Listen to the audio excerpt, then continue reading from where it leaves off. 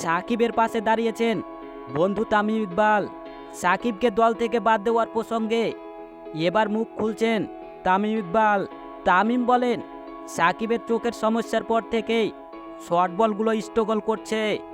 এ নিয়ে সামাজিক যোগাযোগ মাধ্যমে ট্রোল করা হচ্ছে সাকিব আল হাসানকে নিয়ে। সাকিবের চোখের সমস্যা হলো বিশ্বমঞ্চে নিজেকে প্রমাণ করছে দিনের পর দিন। এই দেখুন কয়েকদিন আগের ঘটনা, পাকিস্তানকে যেভাবে বাংলা ওয়াশ করেছে সেখানেও সাকিবের বড় অবদান ছিল। আমাদের এত তাড়াতাড়ি ভুললে চলবে না।